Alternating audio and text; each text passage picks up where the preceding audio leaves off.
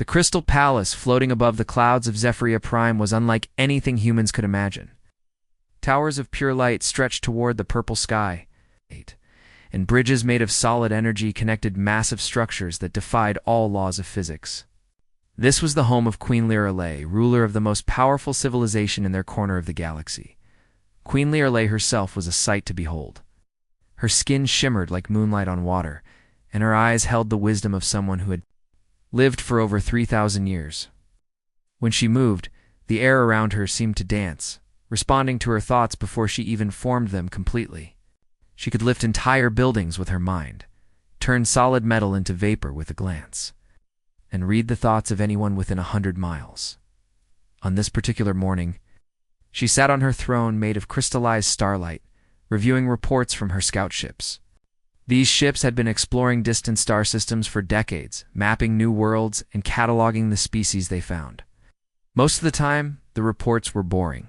Another world of simple creatures who used basic tools. Another civilization that barely understood fire, let alone space travel. But today, something different caught her attention. Her chief scout, a tall being named Vex, approached the throne with what looked like excitement in his glowing eyes. "My queen," Vex said, his voice echoing through the vast chamber. "We have discovered something unusual in the Outer Rim territories."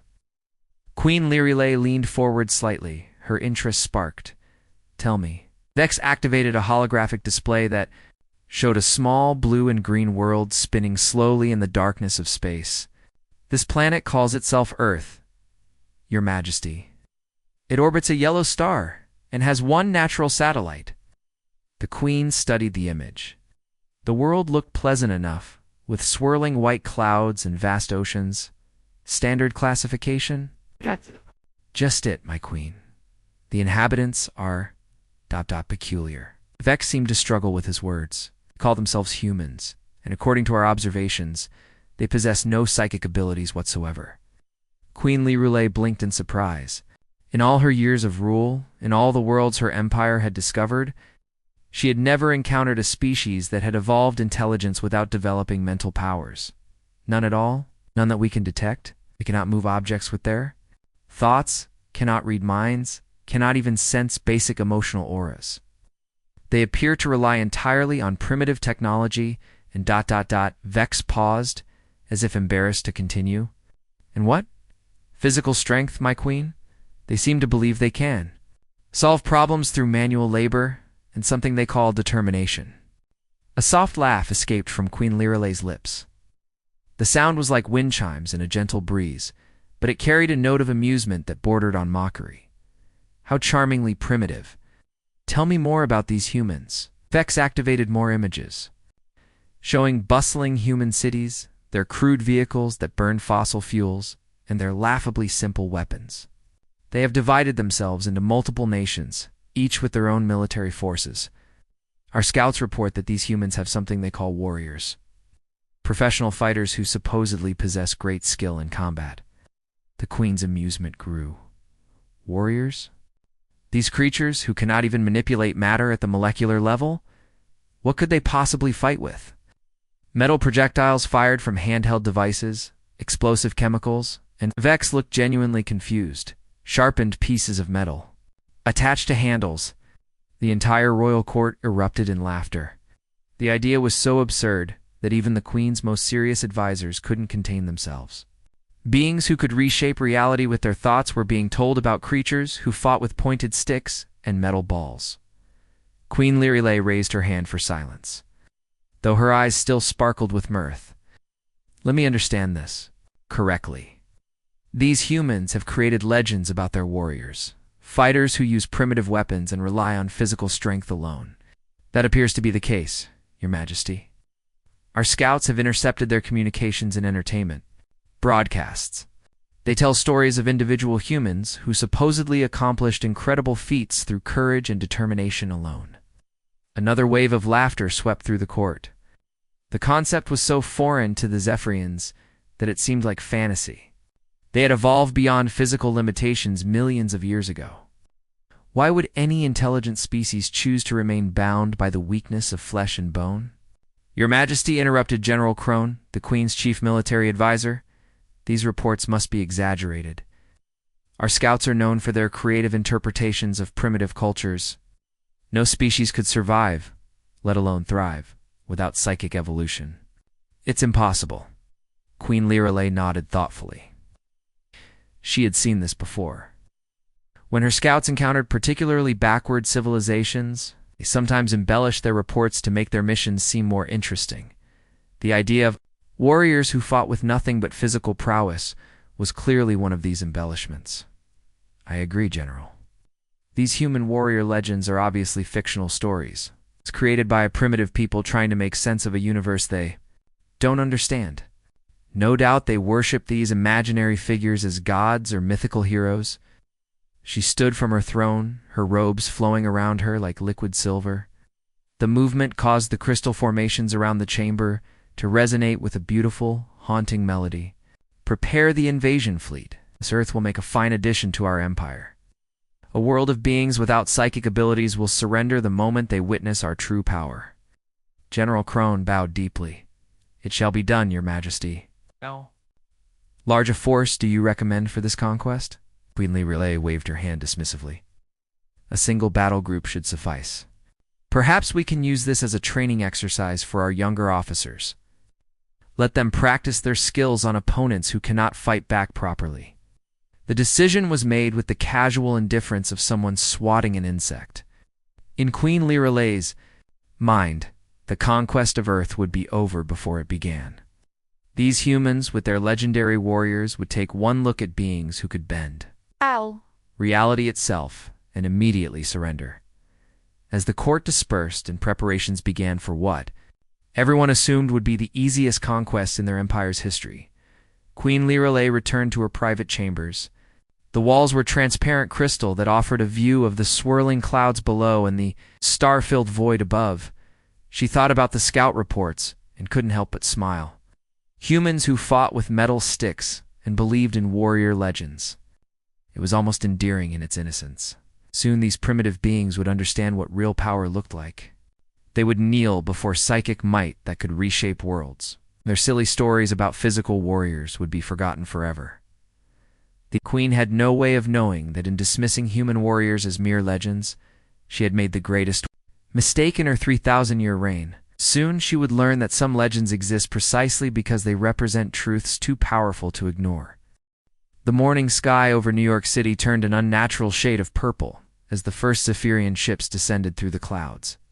They looked like floating crystals the size of football stadiums, their surfaces rippling with energy that made the air itself hum with power. People on the streets stopped and stared, some pulling out their phones to record what they assumed was some kind of elaborate movie production. That illusion lasted exactly 37 seconds. Captain Jake Rodriguez was having his morning coffee in a diner near Times Square when the first ship unleashed its psychic pulse. The wave of mental energy was designed to instantly pacify any intelligent beings in the area. Leaving them docile and ready for peaceful conquest, the Zephyrians had used this technique successfully on dozens of worlds. But something unexpected happened. Instead of falling to their knees in submission, the humans around Jake simply looked confused for a moment, then continued with their daily routines. A businessman kept talking on his phone. A street vendor continued selling hot dogs. Kept playing in the nearby park, Jake felt a strange tingling sensation in his head. Like the moment before a sneeze that never came, but that was all. He looked up at the massive ship floating above the city, and his military training kicked in immediately. This wasn't a movie. This was an invasion.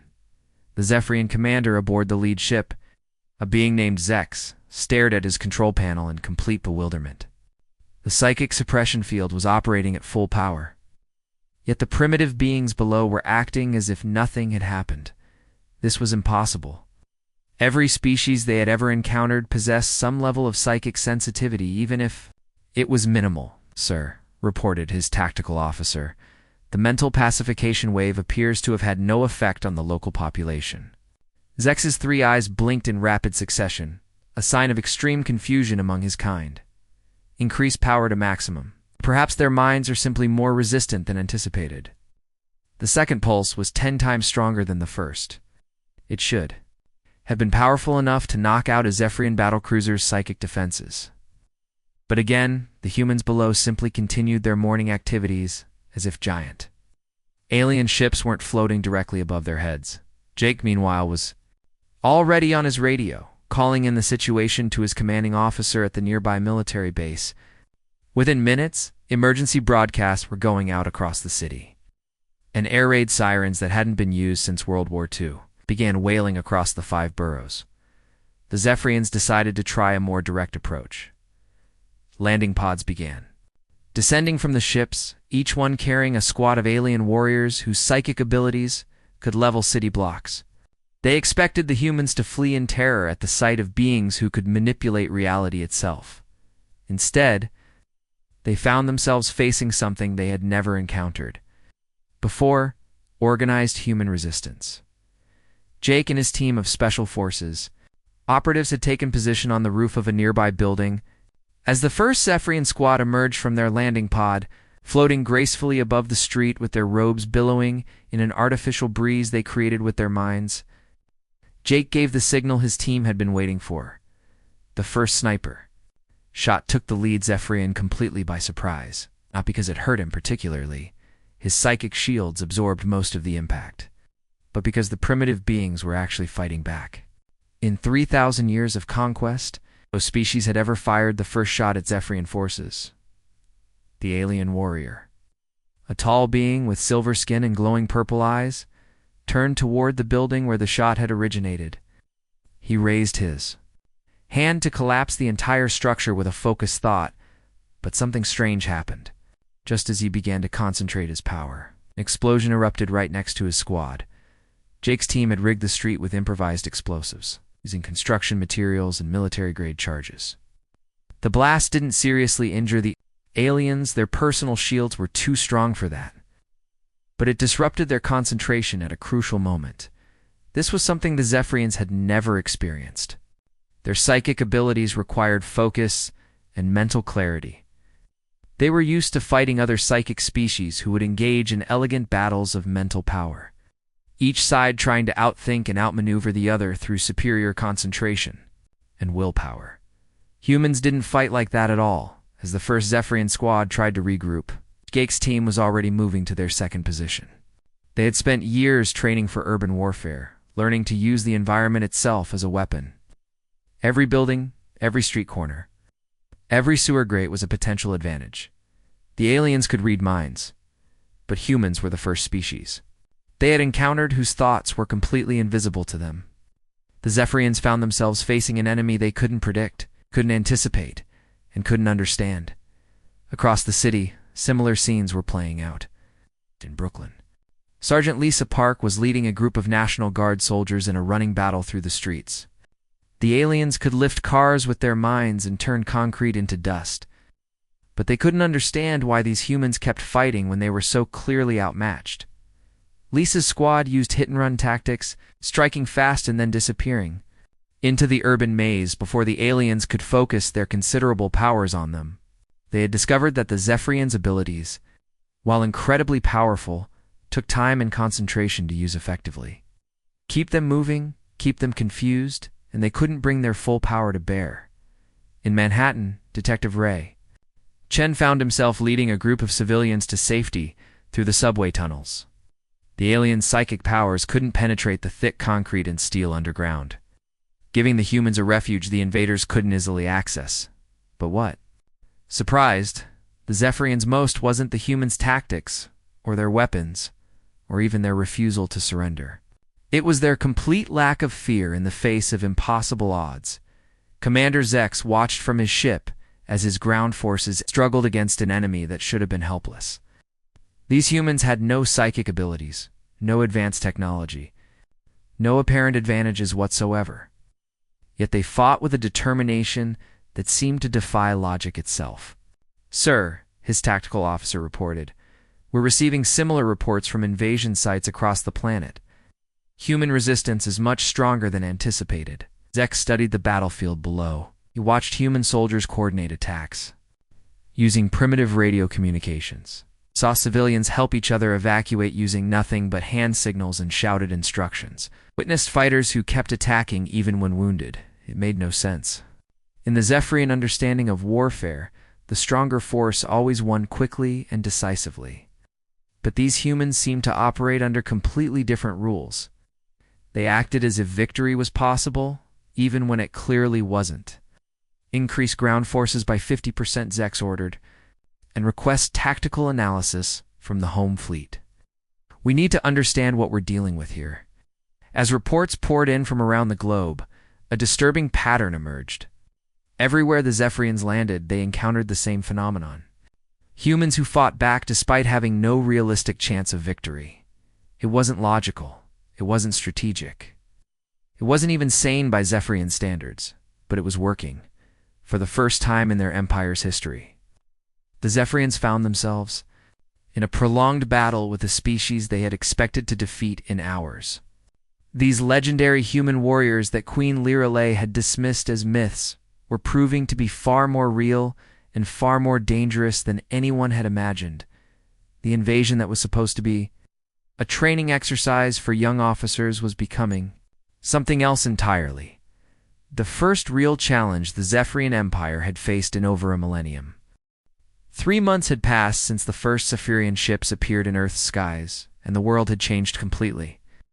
What the aliens expected to be a quick conquest had turned into something they never imagined possible, a war they couldn't.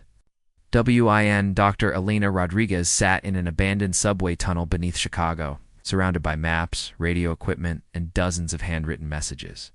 Before the invasion, she had been a simple college professor teaching linguistics to bored students. Now, she'd become something she never expected, a key coordinator in humanity's underground. Resistance Network, the tunnel around her buzzed with quiet activity.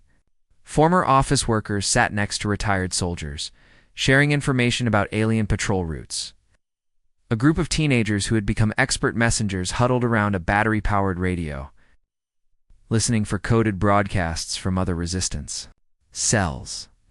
Everyone spoke in whispers, not because the aliens could hear them through tons of concrete and steel, but because whispering had become a habit in this new world. Alina looked up from the message. She was decoding as footsteps echoed down the tunnel. Captain Jake Rodriguez emerged from the shadows, his uniform torn and dirty from weeks of fighting above ground. His face showed the exhaustion that had become common among all the resistance fighters. But his eyes still held the determination that had kept them going this long.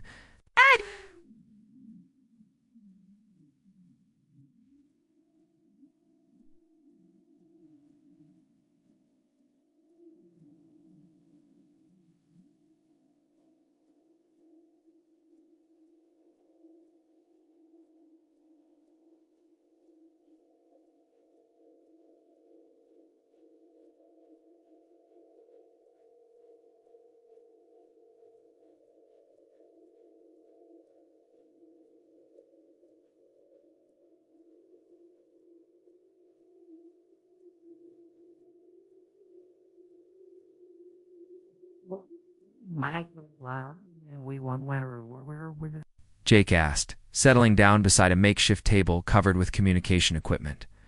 Elena nodded, pointing to a stack of decoded messages. The situation in Los Angeles is stabilizing. The aliens tried another major push last week, but they ran into the same problems they're facing everywhere else. Jake almost smiled at that. The problems the Zephyrians were facing had become legendary among the human resistance. For all their incredible psychic powers, the aliens had one critical weakness they never expected. They couldn't read human minds. This should have been a minor disadvantage at best. After all, the Zephyrians had conquered 17 star systems without needing to read their enemies' thoughts, but those other species had all possessed some level of psychic ability. Making their actions at least partially predictable to psychic senses, humans were completely invisible to psychic detection. When a Zephyrian warrior tried to anticipate where the next attack would come from, he found nothing but empty silence where thoughts should be. It was like trying to fight an enemy while blindfolded. The Detroit cell pulled off something incredible. Yesterday, Alina continued, shuffling through her papers, they managed to coordinate a 3-point attack using nothing but hand signals and timing. The aliens never saw it coming because they couldn't sense the planning happening right in front of them. This had become the human advantage.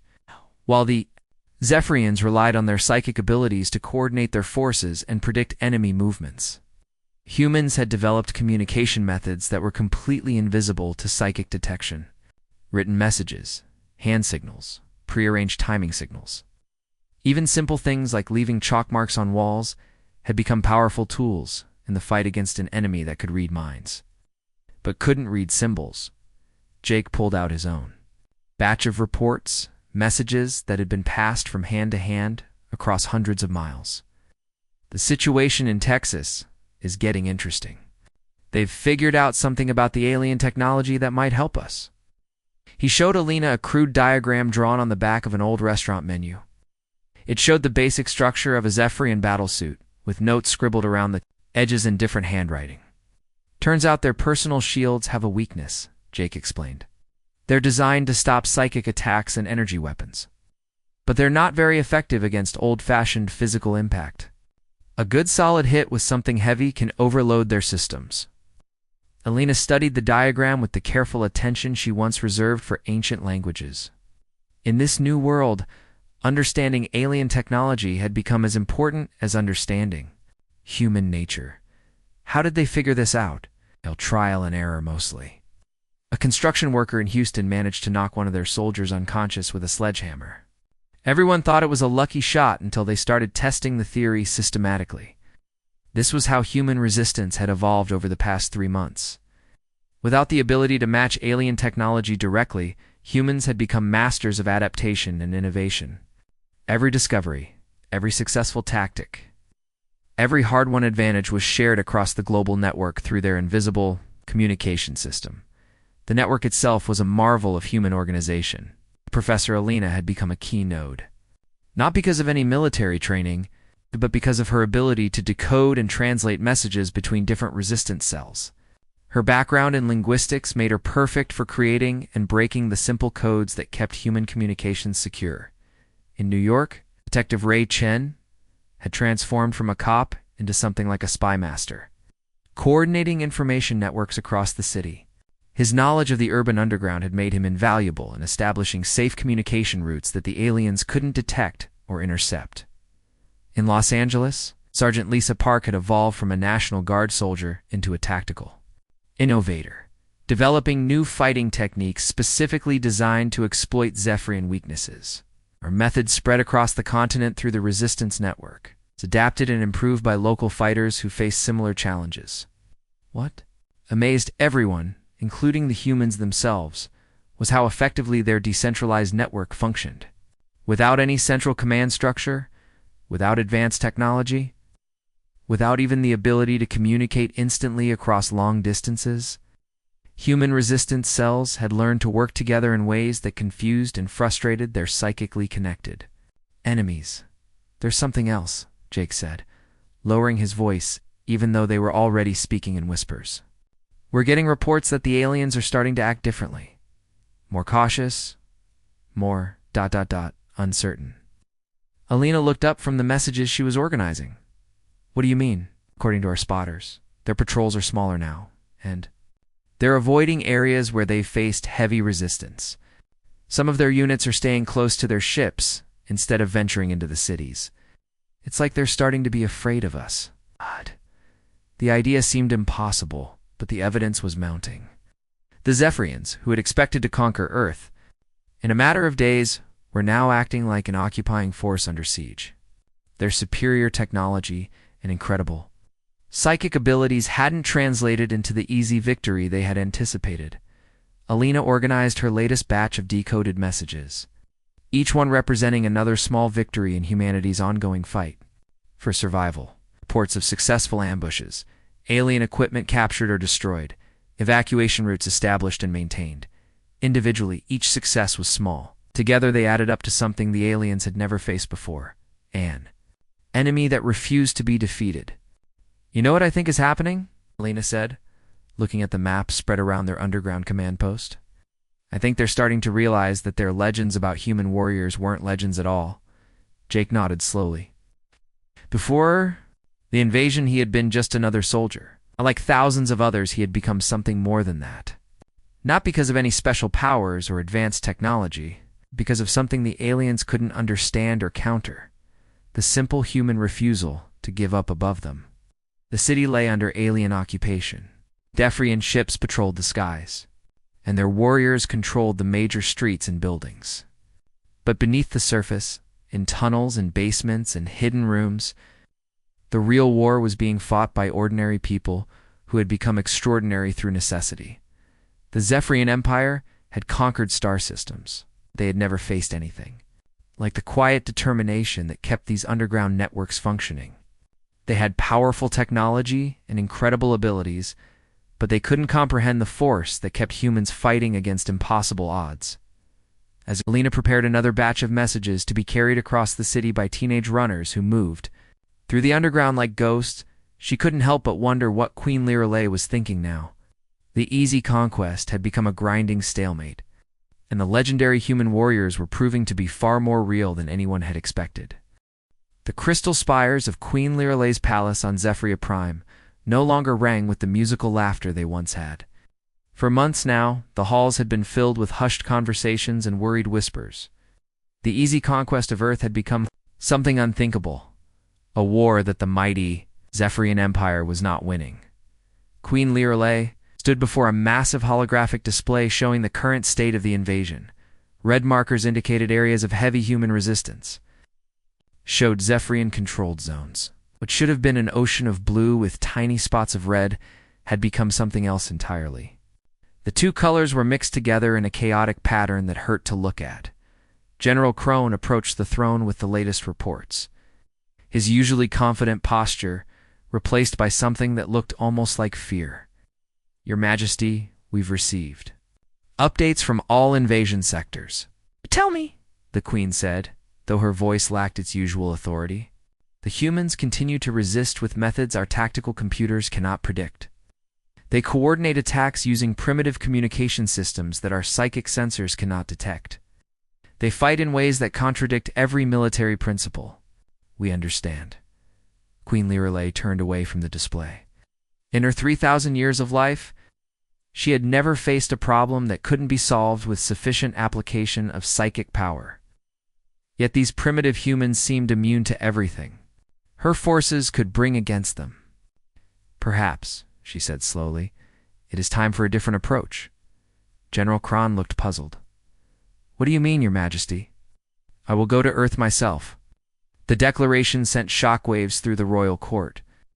Never in the history of the Zephyrian Empire had a monarch personally participated in a conquest. It was considered beneath their dignity, like a god descending to fight with mortals. "Your Majesty," General Kron said carefully, "surely that is not necessary. If we simply increase our ground forces, no." Queen Lirelei's voice cut through his protest like a blade.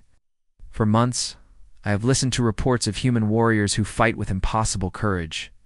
Warriors who cannot be broken by psychic assault, who coordinate attacks without psychic communication, who continue fighting even when victory is clearly impossible. I dismissed these reports as exaggerations, but perhaps it is time I saw these legendary fighters for myself." The Queen's personal guard, 12 of the most powerful psychic warriors in the Empire, tried to dissuade her from this course of action. They argued that her safety was too important to risk. They insisted that no primitive species could pose a real threat to someone of her abilities. But Queen Lirelei had made her decision. She would descend to Earth, find the most formidable of these human warriors, and demonstrate once and for all that Zephyrian power was absolute. The sight of their greatest fighters falling before her psychic might would surely break whatever spell kept the humans fighting. She chose Denver, Colorado as her landing site. Intelligence reports indicated that one of the strongest human resistance cells operated from that city, led by a soldier whose tactical innovations had spread across the entire human network. If she could defeat their best leader in single combat, the symbolic victory would crush human morale everywhere. Captain Jake Rodriguez was checking supply routes in the ruins of downtown Denver when the reports started coming in. A ship, unlike any they had seen before, was descending through the clouds above the city. This wasn't one of the standard Zephyrian military vessels. This ship looked like it was made of pure light, its surface rippling with energy patterns that made the air itself sing with power. "That's not a normal invasion ship," said Tommy Park, a former mechanic who had become one of Jake's most reliable. "Scouts, look at the escort formation." Jake raised his binoculars and counted 12 smaller ships arranged in a perfect circle around the central vessel. He had never seen the aliens use that kind of formation before. "Get everyone to the emergency positions. Something big is about to happen." The central ship landed in what used to be the city's main plaza, its crystalline structure settling onto the broken concrete with impossible grace. For several minutes, nothing happened.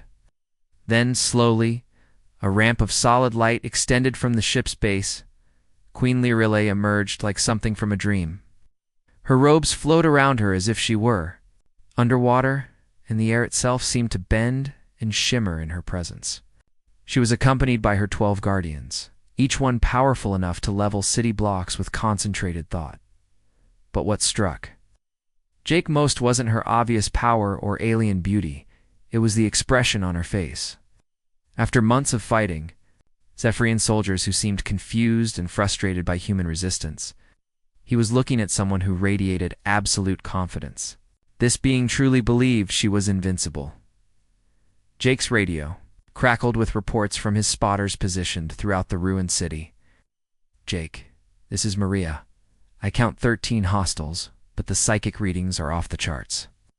"Whatever that one in the fancy robes is, she's not like the others." "Copy that, Maria. All units, remember the drill.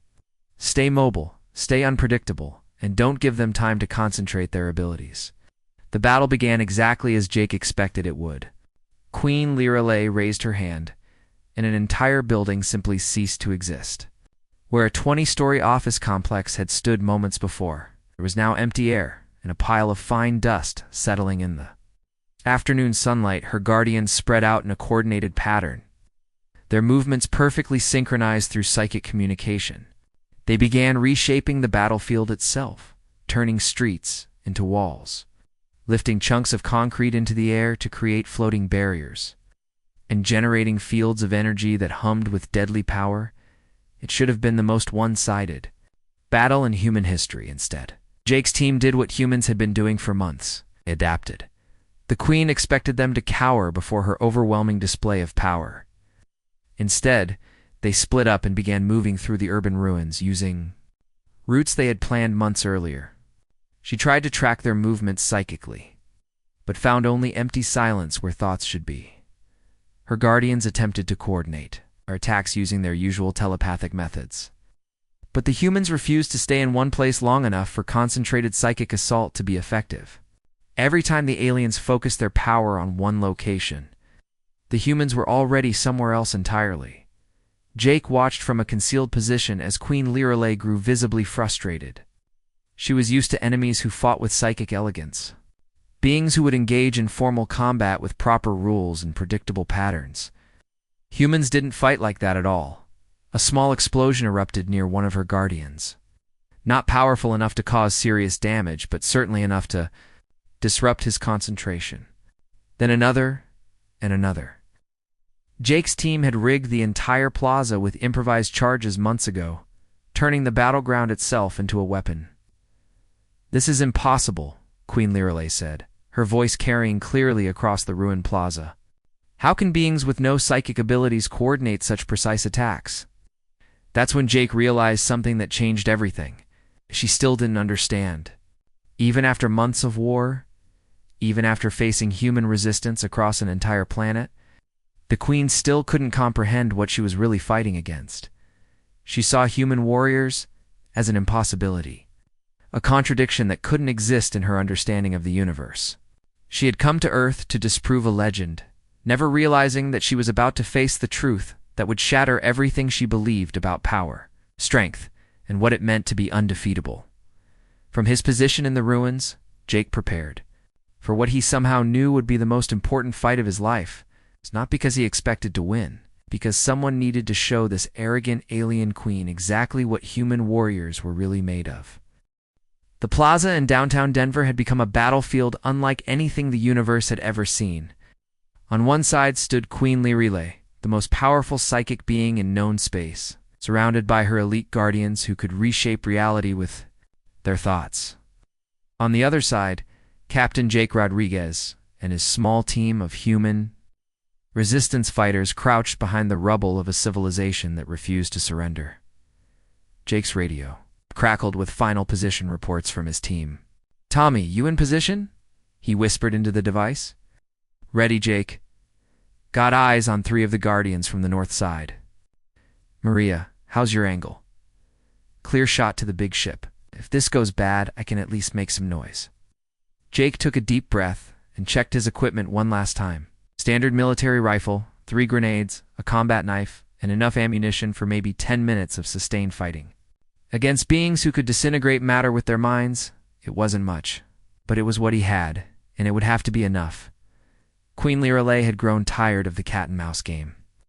Her guardians had been chasing shadows for 30 minutes, and her patience was finally exhausted. She stepped into the center of the plaza, her robes flowing in a wind that existed only around her, and called out in a voice that echoed off the ruined buildings.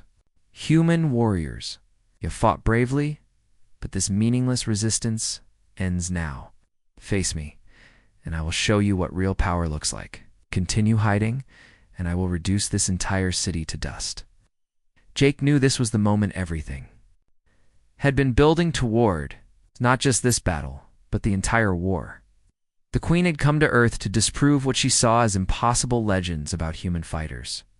She needed to be shown that those legends were more real than she could possibly imagine. He stepped out from behind the concrete barrier that had been sheltering him.